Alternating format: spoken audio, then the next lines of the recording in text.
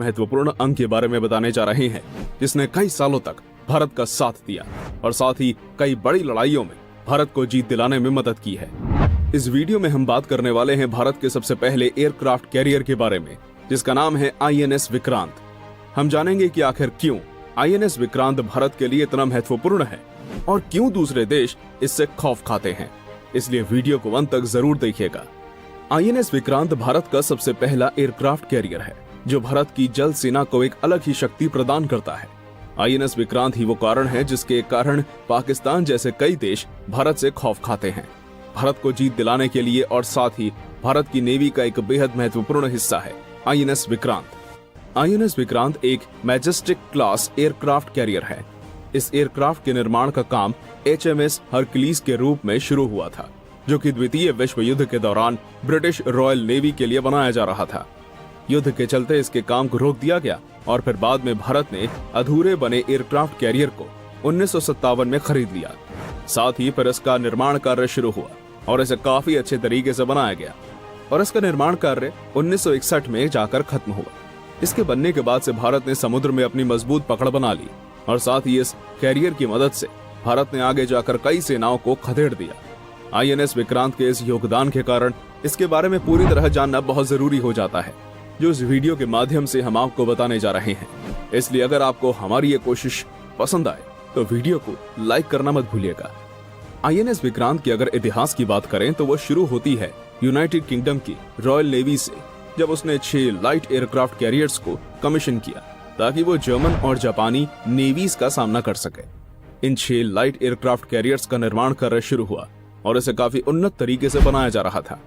लेकिन द्वितीय विश्व युद्ध के दौरान ये सारे एयरक्राफ्ट कैरियर्स युद्ध की आवश्यकताओं से अलग थे, जिसके चलते इन्हें फिर मैजेस्टिक क्लास एयरक्राफ्ट कैरियर्स में बदल दिया गया ताकि आगे जाकर इन्हें अन्य देशों को भी बेचा जा सके। इस बदलाव के साथ इन एयरक्राफ्ट कैरियर्स में कई बदलाव आए, जैसे कि इनकी क्षमता, कैपेसिटी और शक्ति में ही बदलाव किए गए। इन्हीं में से जो 5वां एयरक्राफ्ट कैरियर था, जिसे HMS हरक्यूलिस के नाम से जानते हैं, उसे 7 अगस्त 1942 में विकर्स आर्मस्ट्रांग द्वारा ऑर्डर किया गया था, जो कि 75% तक पूरा हो चुका था। बाद में इसे भारत द्वारा खरीद लिया गया और साथ ही इसे कई बदलावों के साथ ऑर्डर किया गया, जिसमें एंगल डेक, स्टीम कैप्टेटस और एक मॉडिफाइड आइलैंड जैसी चीजें शामिल हैं। वैसे ये जान लेने के बाद कि ये भारत के पास कैसे आया और साथ ही इसका निर्माण कार्य कैसे संभव हुआ, हमें ये भी जान लेना चाहिए कि आखिर ऐसी क्या खास चीजें हैं जो इसे एयरक्राफ्ट कैरियर को इतना खास और महत्वपूर्ण बनाती हैं।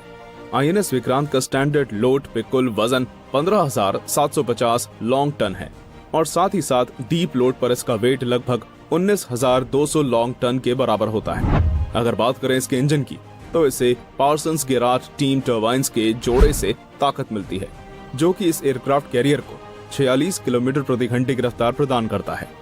अगर INS विक्रांत के ईंधन की बात करें तो लगभग 3,125 लॉन्ग टन तक फ्यूल कैरी करता है, जो कि इसे 22,000 किलोमीटर तक की रेंज प्रदान करता है। और इसी के साथ अगर 43 किलोमीटर प्रति घंटे की रफ्तार पर इसे चलाया जाए तो लगभग 10,000 किलोमीटर तक की दूरी तय कर सकता है। साथ ही एयर और शिप क्रू को मिला दिया जाए तो कुल 1,110 ऑफिसर्स और व्यक्ति मौजूद रहते हैं। चलिए बात कर लेते हैं इसके वेपन्स की, जिसके साथ ही दुश्मनों के छक्के छुड़ा देता है। INS विक्रांत में 16 40 मिलीमीटर की बोफोर्स एंटी एयरक्राफ्ट गन्स मौजूद थी, जिसे बाद में घटाकर 8 कर दिया गया था। कई बार इस एयरक्राफ्ट कैरियर में सी हॉक, सी हैरियर, HAL चेतक हेलीकॉप्टर्स और साथ ही एंटी सबमरीन एयरक्राफ्ट्स भी मौजूद रहते हैं। ये हर प्रकार के कुल मिलाकर 21 से 23 एयरक्राफ्ट्स को लेकर चल सकती है। इसका डेक भी खास है, जिसे खास तौर पर 11,000 किलोग्राम तक हैंडल करने के लिए बनाया गया है। एक चीज जो इसे और शक्तिशाली बनाती है वो है LW-05 एयर सर्च रेडार, एक ZW-06 सरफेस सर्च रेडार और टैक्टिकल रेडार के साथ ही इसमें कई और कम्युनिकेशन सिस्टम्स मौजूद हैं, जो INS विक्रांत को काफी ताकतवर बनाते हैं। इंडिया का पहला एयरक्राफ्ट कैरियर INS विक्रांत के रूप में 4 मार्च 1961 को बेलफास्ट में विजय लक्ष्मी पंडित ने कमीशन किया था। इसका नाम विक्रांत इसलिए रखा गया क्योंकि विक्रांत का मतलब होता है साहसी और अडिग। 18 मई 1961 को इस कैरियर की डेक पर पहला एयरक्राफ्ट लैंड किया, जो कि राधा कृष्ण हरिराम तहिलानी द्वारा कराया गया था, जो कि लेफ्टिनेंट थे। 3 नवंबर 1961 को विक्रांत ने बॉम्बे की नेवी फ्लीट को ज्वाइन किया।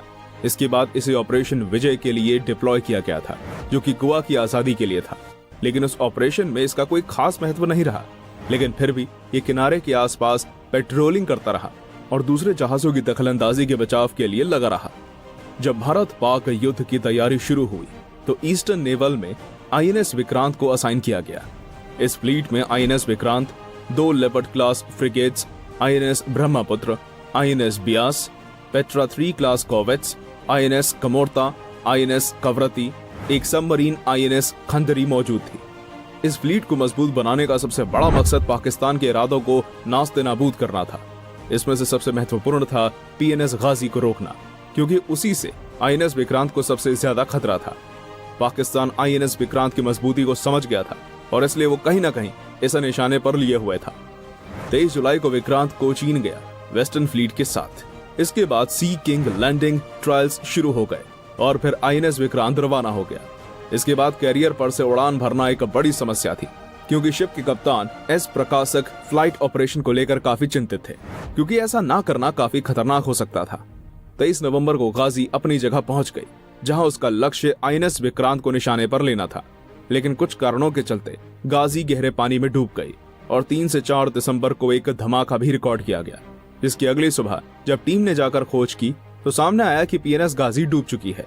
विक्रांत को दोबारा डेवलप किया गया और इस बार शिप के सी हॉक ने चिटागोंग और कॉक्स बाजार हार्बर को जाकर हिट किया, जिससे मौजूद ज्यादातर वेसल्स डूब गए। इसके बाद सी हॉक ने कंटेनमेंट एरिया में हमला किया, जिससे उसने कई पाकिस्तानी आर्मी बैरक्स को तबाह कर दिया।